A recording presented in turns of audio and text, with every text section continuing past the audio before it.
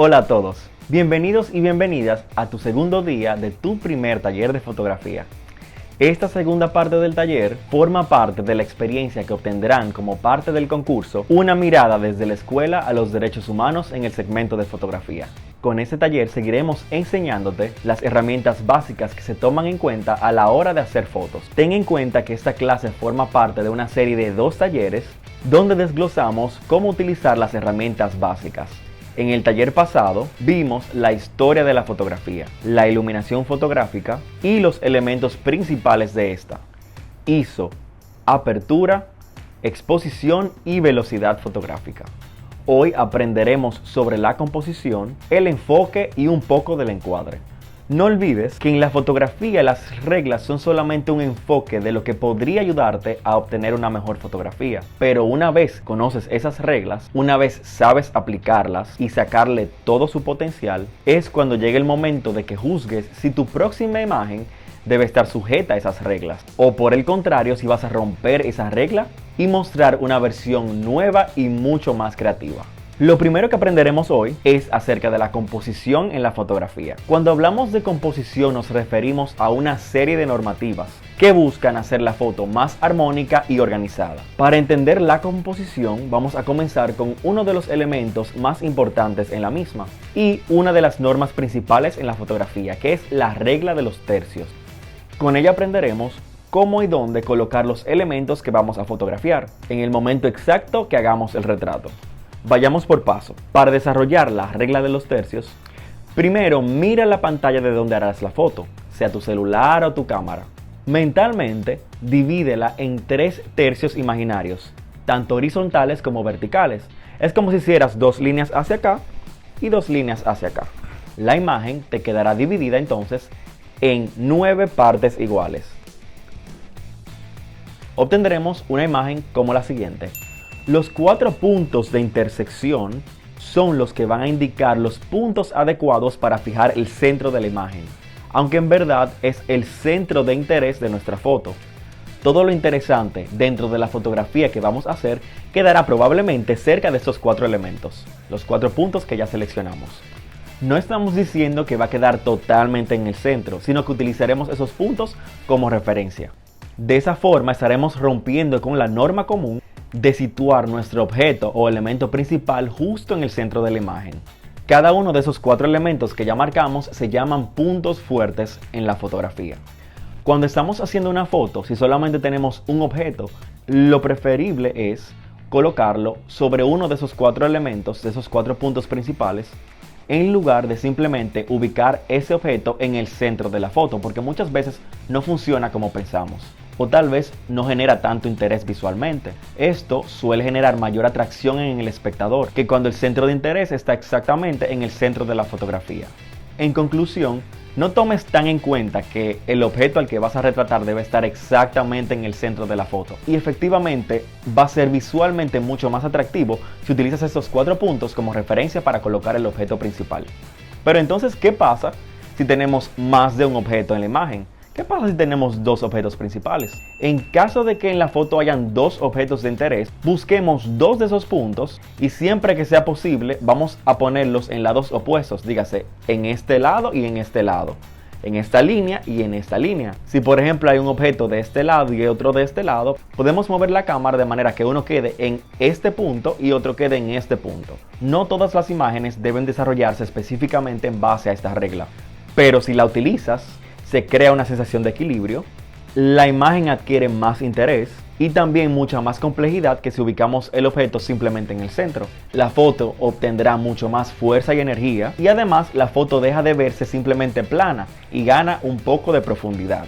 Con esto concluimos la parte de la regla de los tercios. Pasemos entonces a uno de los elementos más buscados por los fotógrafos. Aprendamos qué es la profundidad de campo. Es la distancia que hay antes y después del punto que se está enfocando en la fotografía o que aparece con más nitidez. Por ejemplo, en este caso la cámara me está enfocando a mí. Sin embargo, la profundidad de campo logra que ustedes vean esto que está aquí atrás un poco más borroso. Y si me acerco a la cámara, pasa esto. Me veo un poco más borroso también. Esto ocurre por la profundidad de campo, que me está enfocando justamente a mí. No sé si se han dado cuenta, pero nuestros celulares tienen una función muy innovadora que dice retrato. Eso ocurre exactamente por la profundidad de campo. Si aún no comprenden bien a qué nos referimos con enfocar, en palabras más llanas, nos referimos a que la fotografía se capture con mayor nitidez sobre un objeto en específico o en un punto específico. Muchas veces no nos damos cuenta dónde se está enfocando o qué tanta es la profundidad de campo que tiene nuestra cámara, porque simplemente agarramos nuestros celulares, enfocamos hacia algún lado y hacemos la foto. Pero ¿alguna vez han experimentado qué pasa si tomamos nuestro celular y hacemos un zoom sobre un objeto en específico? Probablemente notarán que detrás de ese objeto la imagen vaya a tornarse un poquito borrosa, además de los elementos que se encuentran antes del objeto que estamos fotografiando. Veamos, por ejemplo, esta fotografía.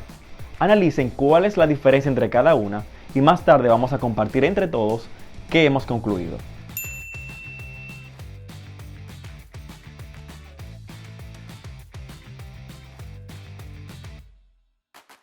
¿Y cómo podemos entonces controlar la profundidad de campo? Pues en el taller pasado hablamos de la apertura. Pues recuerdan los números F que mencionábamos en el taller pasado. Le llamamos apertura y de ella depende este efecto que tanto nos gusta. Mientras más bajito el número de la apertura, la profundidad de campo será más palpable. Mientras más alto el número de la apertura, más nitidez obtendrás en toda la imagen en general, probablemente en todo el plano, y se centrará menos en un punto en específico. Es como si en esta imagen ustedes pudieran ver todo lo que está detrás de mí totalmente con igual nitidez. Explorar con el campo de enfoque es muy divertido. Utiliza también tu zoom digital que está en tu celular o en tu cámara para que puedas entender bien cómo funciona esto. Muchas veces cuando hacemos una foto siempre decimos hazle zoom, pero ¿te has puesto a pensar en qué significa en realidad esa palabra? El zoom se denomina con palabras exactas como distancia focal. A mayor distancia focal, o sea, mientras más elevado sea el zoom, menor profundidad de campo. Como se ve en esta imagen que vamos a poner a continuación, la foto hecha con un zoom de 35 milímetros tiene una profundidad de campo mayor a la que se realizó con un zoom de 100 milímetros. También algo que podemos ver perfectamente con nuestros celulares al hacer zoom es que mientras menor sea la distancia entre mi cámara y un objeto, menor será la profundidad de campo. Como se ve en esta imagen siguiente, la foto realizada a 1.5 metros del sujeto tiene una profundidad de campo menor que la foto hecha a 4.5 metros.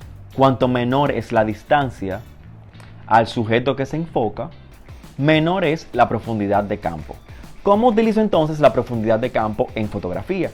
Al pensar en hacer una foto y probablemente al presentarte a hacer una foto, en el momento en que estás frente a lo que vas a retratar, plantéate qué tú quieres que salga enfocado o que salga muy nítido y qué tú no deseas que salga enfocado. Puedes tener o pensar en una profundidad de campo reducida o una profundidad de campo amplia. La profundidad de campo reducida es la que te ayuda a enfocar un elemento en específico y tiene mucha comparación con el fondo. Por otro lado, la profundidad de campo amplia te permite que toda la imagen o toda la escena quede en perfecta nitidez. O sea que no hay una diferencia entre lo que está enfocado y lo que no está enfocado, porque probablemente se va a ver que todo está perfectamente enfocado. Prueba por ti mismo o por ti misma enfocar los diferentes objetos de diferentes formas. Juega con la profundidad de campo, pues es muy divertido y puedes obtener resultados totalmente diferentes. Ahora, siempre nos preguntamos cómo vamos a ordenar nuestras fotos, cómo sé dónde poner esto, dónde poner lo otro, y para eso tenemos una regla muy importante que es la regla de los horizontes. Con esta regla tratamos de dar mayor o menor protagonismo a la zona que queremos fotografiar. Además, te ayuda a nivelar la fotografía para que se vea un poco más organizada y armónica.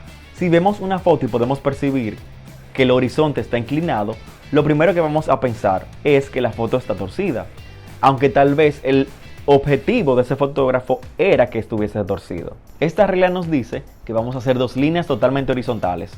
Probablemente esas mismas dos líneas serán las dos horizontales que hicimos cuando estábamos dividiendo nuestra pantalla en 9 partes. Es como dividir la pantalla en 3 partes iguales.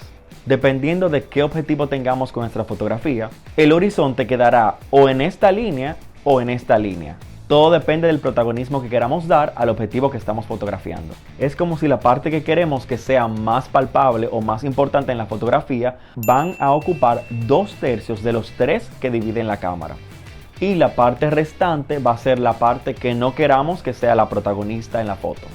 Hay otros elementos muy importantes al hacer fotografía y que probablemente ni siquiera podamos palpar normalmente o con total claridad, como es por ejemplo el hecho de que la escala es muy importante al hacer fotos. Para hablar de escala, vamos a más o menos pensar en qué es la forma en la que comparamos un objeto de otro en la fotografía. Por ejemplo, una persona frente a un edificio.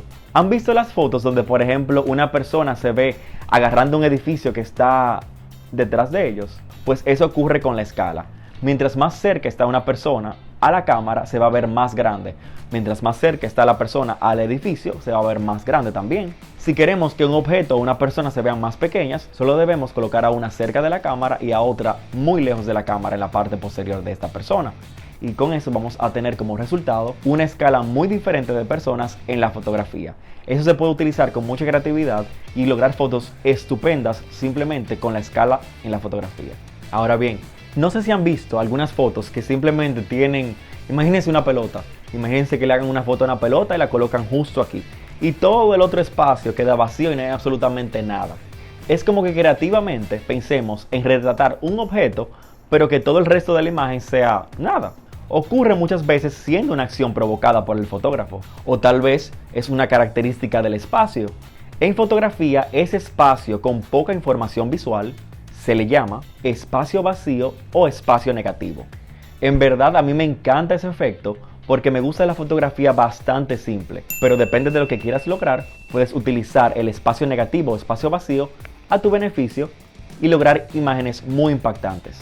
Otro elemento muy importante al momento de hacer fotografía es la simetría, que es cuando buscamos un poco de equidad entre elementos muy parecidos en una misma fotografía. Esos dos términos como elementos son herramientas que puedes utilizar creativamente al momento de realizar tu fotografía. No olvides, como hemos dicho al principio, la fotografía compone reglas, pero no son del todo necesarias ni imprescindibles. Los elementos que hemos aprendido en este taller te ayudarán a tener perspectivas diferentes, probablemente de escenarios que ves todo el tiempo, pero también te ayudarán a que esos escenarios puedan ser modificados con tus nuevas herramientas y también con las nuevas técnicas que puedas adoptar al explorarlas. Así puedes obtener la fotografía que en realidad esperas hacer. Esperamos que sean de mucha ayuda y que con ellos obtengas la fotografía que buscas. Gracias por acompañarnos en este breve recorrido de los elementos básicos de la fotografía, como parte de tu primer taller de fotografía. Una iniciativa complementaria al concurso de fotografía, una mirada desde la escuela a los derechos humanos. Gracias por acompañarnos.